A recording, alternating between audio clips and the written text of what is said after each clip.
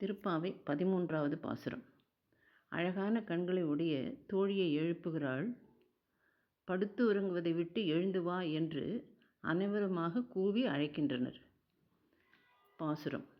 புள்ளின் வாய் கீண்டானே பொல்லா அரக்கனே கிள்ளி களைந்தானே கீர்த்திமை பாடிப்போய் பிள்ளைகள் எல்லோரும் பாவை களம்புக்கார். வெள்ளி எழுந்து வியாழம் உறங்கிற்று.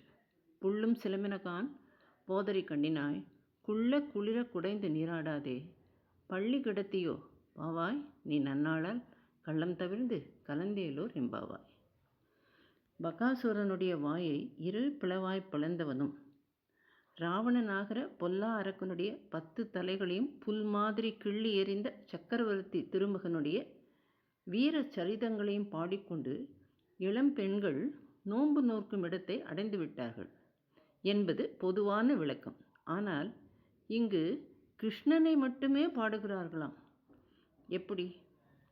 புள்ளின் வாய் கீண்டவனே கிருஷ்ணா என்றும் பொல்லா அரக்கனை கிள்ளி களைந்தவனே கிருஷ்ணா என்றும் பாடிக்கொண்டே செல்கிறார்கள் என்கிறாள். இதன் அர்த்தம் என்ன தெரியுமா? ஆண்டாள் கேட்கிறாள். உள்ளே படுத்து கொண்டிருக்கும் அவளும் கதையை கேட்க ஆவலுடன் காத்திருக்கிறாள்.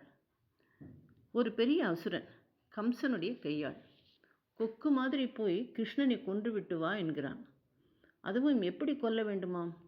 ஒரு கொக்கு மீனை விழுங்குவது போல் விழுங்கிவிட்டு வா, உன் வயிற்றில் என் கண்ணாலே அந்த கண்ணனை பார்த்தால்தான் என் பயம் போகும் என்று கூறி அனுப்புகிறான்.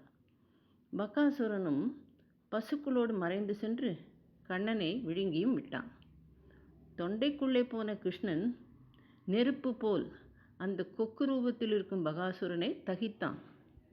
அசுரன் வலி தாங்காமல் கிருஷ்ணனை கக்கிவிட்டான்.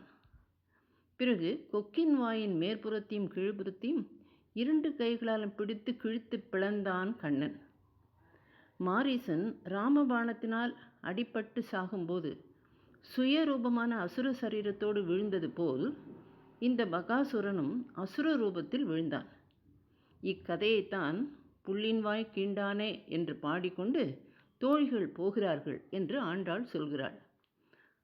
ராவணனைப் போல கம்சனும் பொல்லா அரக்கன்தான். இரண்யன் என்ற பொல்லா அரக்கனை நரசிம்மன் நகத்தால் கொன்றார். எப்போதோ நடந்த இந்த 2 நிகழ்வுகளை கூறாது தங்களுடன் இப்போது இருக்கும் கிருஷ்ணனையே பாடிக்கொண்டு போகிறார்களாம்.